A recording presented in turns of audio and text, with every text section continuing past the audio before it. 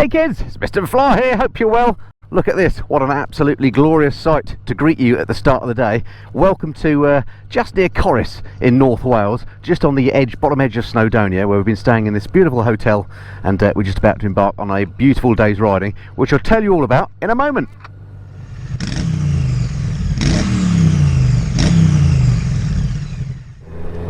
So welcome folks to another TMF tour. It's a beautiful day here in Wales, which is not something you say too often, as those of you who visit Wales regularly will know. Plenty of bikes out already.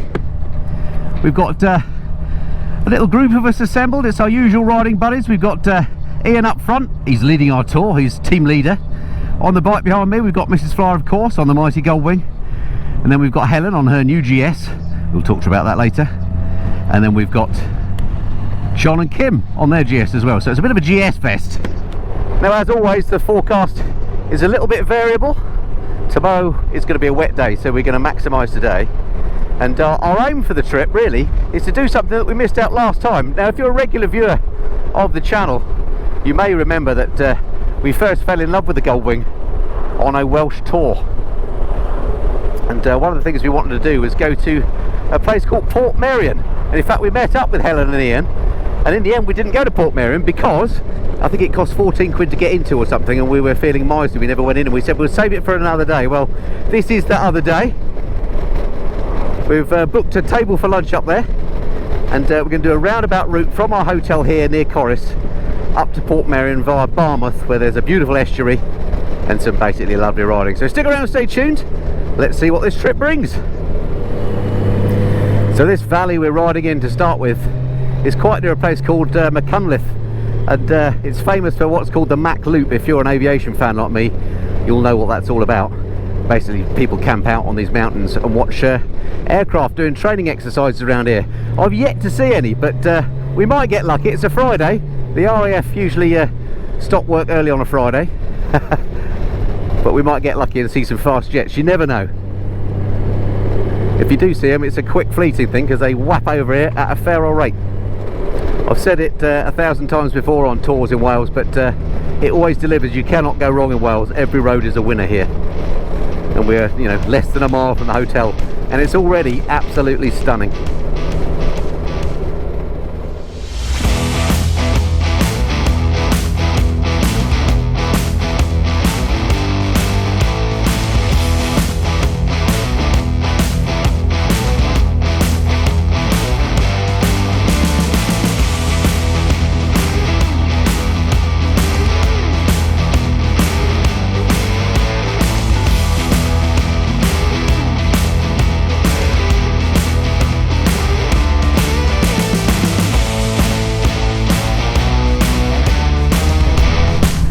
So check this out folks, actual sunshine in Wales. This is something you have to drink in, it doesn't happen that often.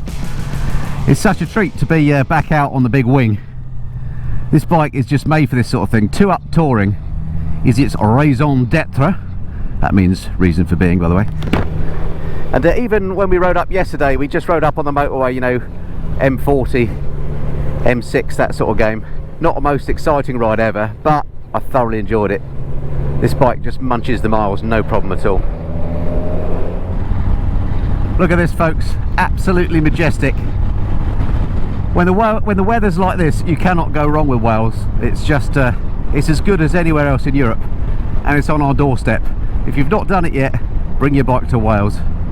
You don't even have to particularly worry about what route you're going to do. Everywhere is good. Right, it's probably time I showed you around our hotel room. Or rather, Mrs. Fly showed you around the hotel room.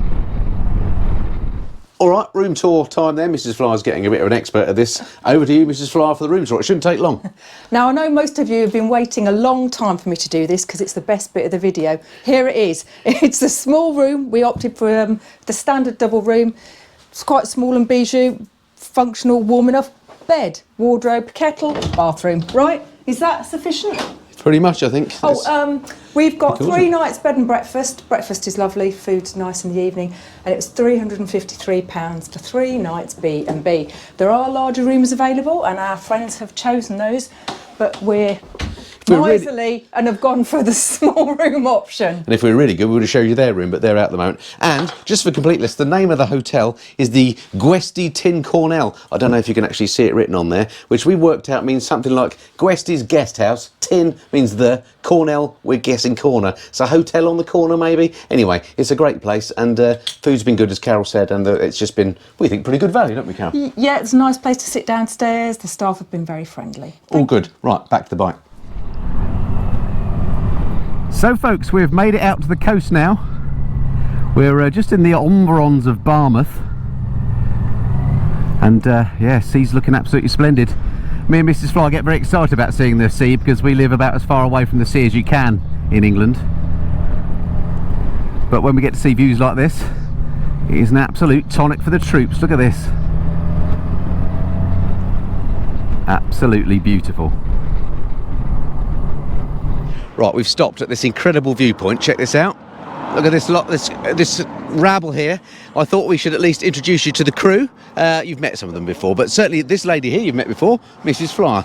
Welcome back on the bike. How are you enjoying it so far to be back on the wing? It's great. You're just about riding it sufficiently well.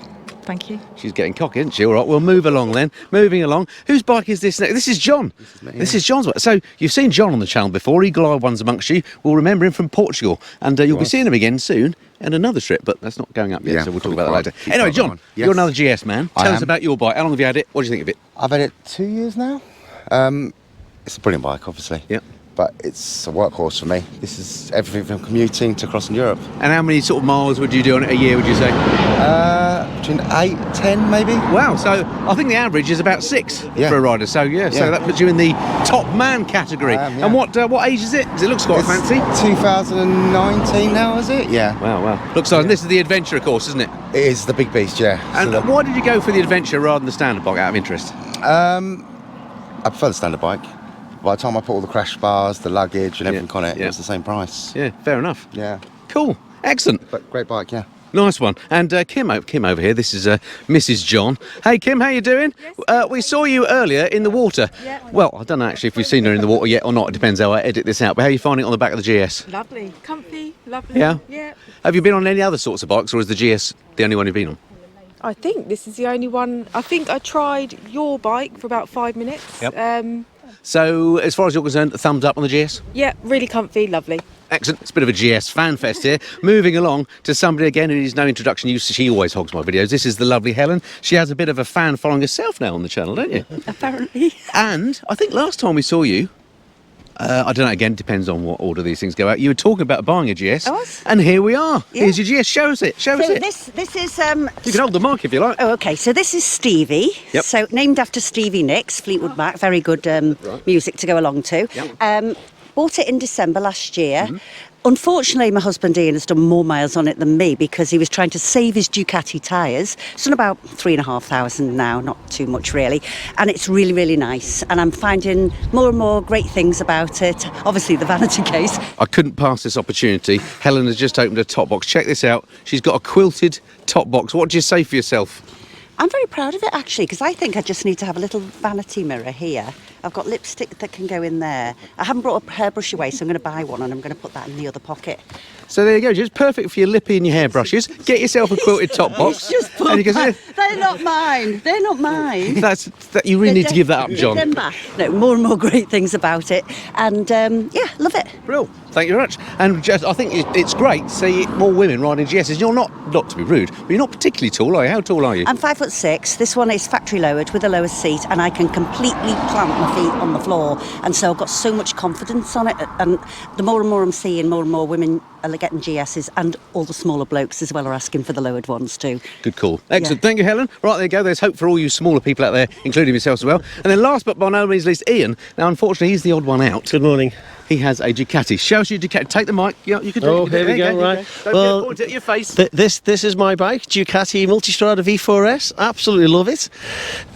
What can I tell you about it? What would you like to know about it? How many miles a year do you do on it? Well, it's not quite 18 months old, and I've done so far 23,000 miles. All right, show off. Have you had any issues with it? Oh no, should I go there or not? I'm not sure. No. Yeah, niggles, like you have with every bike. But overall, if I could, Mrs. Hughes. I'd have another one tomorrow. Right, quick photo stop there. Splendid view. What an absolute joy to be back out on a bike tour. For some reason we just haven't found enough time this year to get out and do these sorts of tours where you just come out with some mates, jump on the bike for a few days and just indulge in your passion of riding bikes. I mean, look at this. This is the UK. You don't need to be going to exotic locations. Of course, it's lovely to do that as well. But, you know, don't forget what's on the doorstep. Absolutely stunning around here.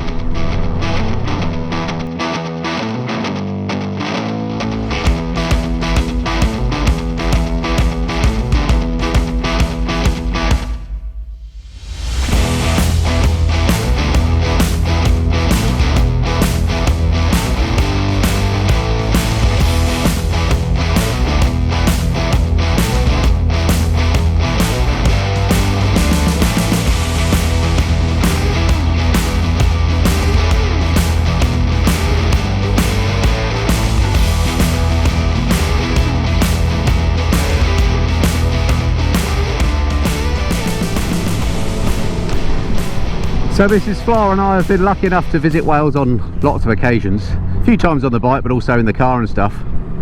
And this area here around Barmouth, this estuary has got a sort of a Klingon sounding name. I think Carol said it was called Mordoch or something like that.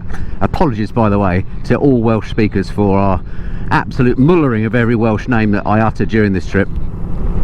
But we never come at this estuary from this side. We usually come from the other side for some reason, and it just looks totally different. And in this absolutely stunning weather, it doesn't half look beautiful. Hopefully the GoPro is doing it some sort of justice, though I guess it probably won't be. So on the subject of mispronouncing Welsh names, this estuary we are riding around, I said it had like a Klingon name, Mordoch. Well, it's actually spelled M-A-W-D-A-C-H, so I suspect it's probably closer to Mafta or something like that.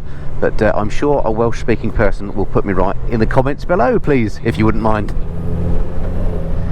Just a quick update for you on the Goldwing situation. Lots of people asked me if I got the Apple CarPlay working reliably on it, and the answer is yes.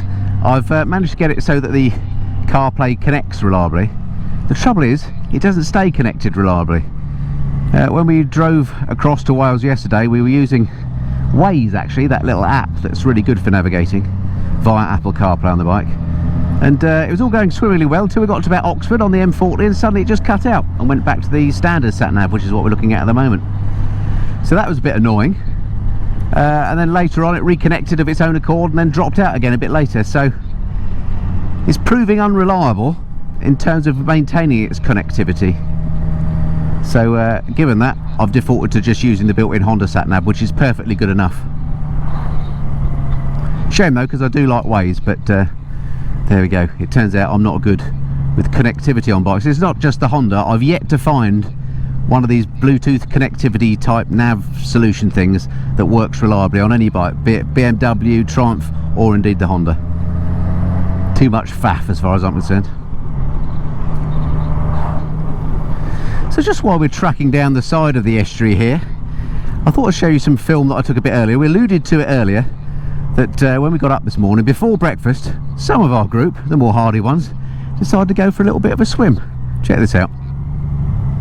So this is the hotel we're staying at. It's an absolutely lovely place. I can't really pronounce what it's called. It's something like the Tinny Cornell Hotel. I'll put a snapshot of the name of the hotel here. The great thing about it is it's in front of this incredible lake. I mean, what a view to wake up with. That there, apparently, is Wales' only palm tree. It's quite famous for it, apparently. And what an absolutely beautiful spot. Now, we're recording this in August, would you believe? And this is a British summertime. So, yeah, weather could be better, but it is Wales. But, yeah, really, really nice spot. Now, of course, it being a lake, and Mrs. Flower being an absolute fan of swimming, she's going to go for a quick dip before breakfast. What a nutter.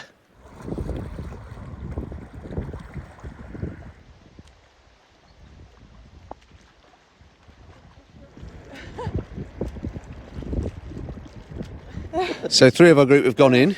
Kim's just come out. Well done, Kim. You started to think about it. I overthought what was underneath, so Quickly swim back. You've got a smile on your face, it can't be too bad, Ian.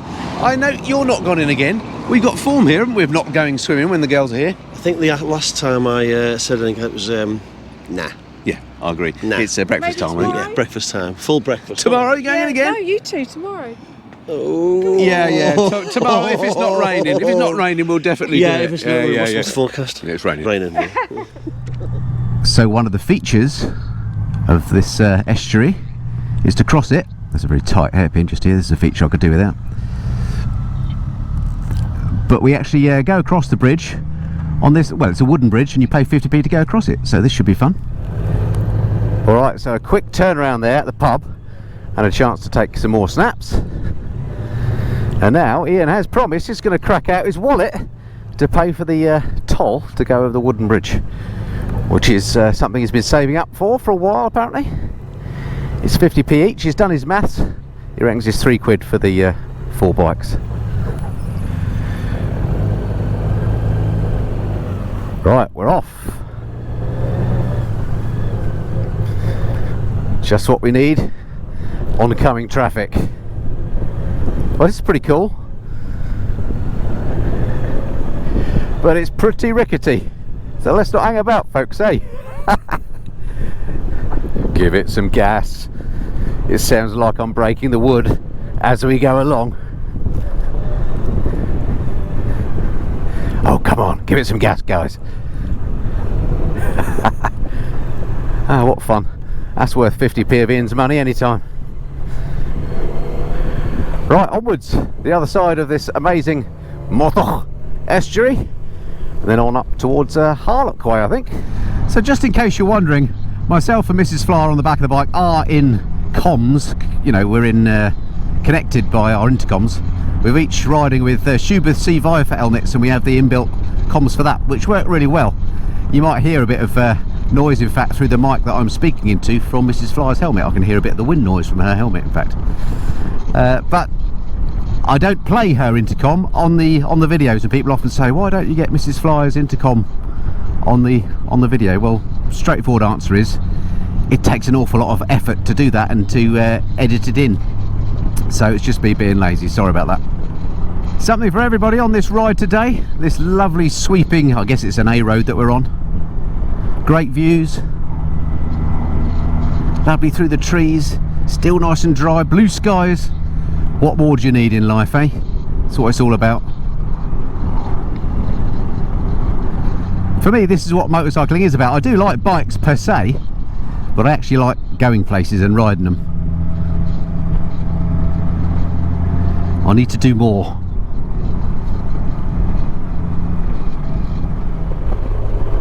So just coming up the northern side of the estuary now. A really beautiful spot. Last time we were here actually was this very same group of riders, and it was in the autumn, October last year. We didn't film that trip, and these trees were all in leaf and it was looking absolutely amazing. And it was then that we decided we'd come again and make this video. Another impressive bridge there. So the next town that we get to is Barmouth. Great little spot, a few nice coffee shops, and the odd chip shop to boot.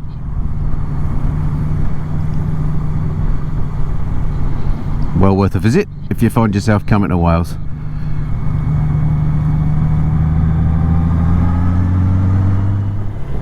Have to say, I've got gold wheel envy of Helen and John's GS's. Do like a gold wheel, me. And that particular colour scheme that both Helen and John have got their bikes in, I think is the best scheme that they made the GS in. They really do look good. Right, welcome to Barmouth, folks. Oh, more palm trees. I was sold a dud about that being the only one.